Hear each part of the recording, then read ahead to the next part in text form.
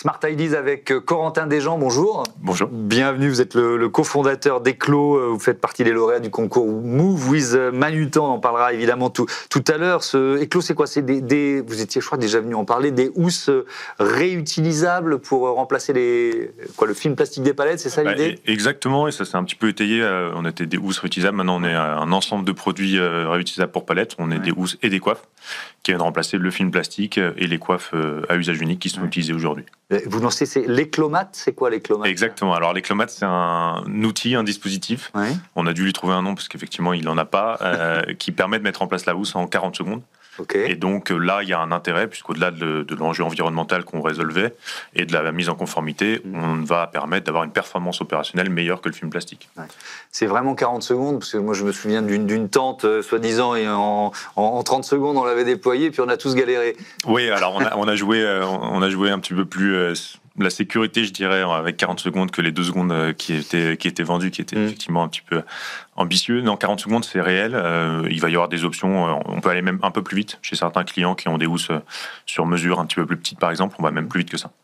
Elles sont faites de quoi vos housses? Parce que si on remplace du plastique jetable, il faut une solution plus durable. Complètement. Alors les housses sont en polyester. Donc c'est aussi un matériau dérivé du pétrole. En revanche, on a un matériau très résistant et très léger. C'est-à-dire qu'on va avoir une housse qui pèse à peine plus d'1,8 kg. Et donc en une dizaine d'utilisations, on est déjà sur la même quantité de plastique, sauf que nous on peut aller à plusieurs centaines en réalité. Donc c'est ce travail-là sur un matériau très léger et très résistant qui va permettre qu'on va réutiliser, pardon de vous interrompre, qu'on va réutiliser combien de fois? Ça dépend évidemment, j'imagine, des usages, mais... Ça dépend des usages. Sur les premiers cas d'usage, donc ceux qui étaient déjà en circulation il y a 1 an, on est à un peu plus d'une 60aine d'utilisations. Ça peut aller très vite. Chez certains, on peut aller à une 70 utilisations par an. Chez d'autres, ça sera une dizaine.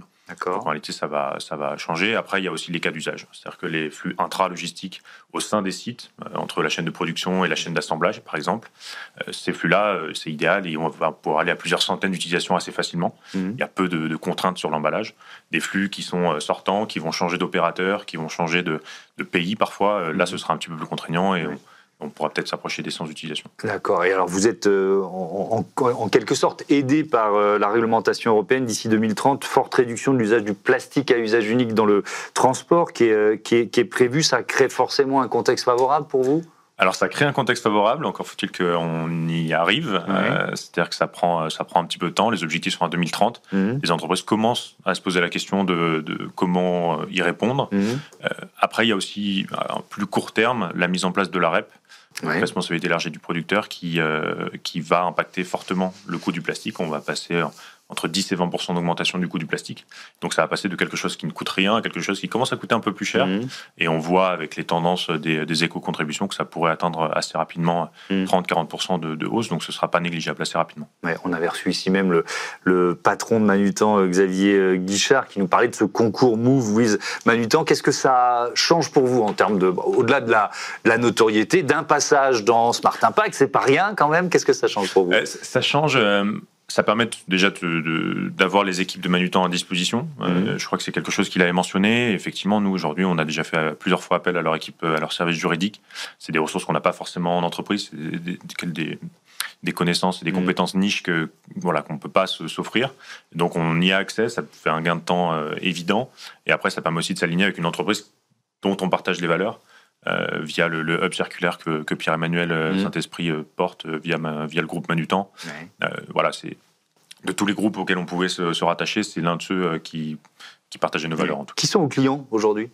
Alors nos clients, pour l'instant, on est un petit peu partout. On est dans l'agroalimentaire, et dans le luxe et la cosmétique. Le luxe et la cosmétique a l'avantage d'avoir un petit peu plus de marge de manœuvre en termes de coûts, bien évidemment.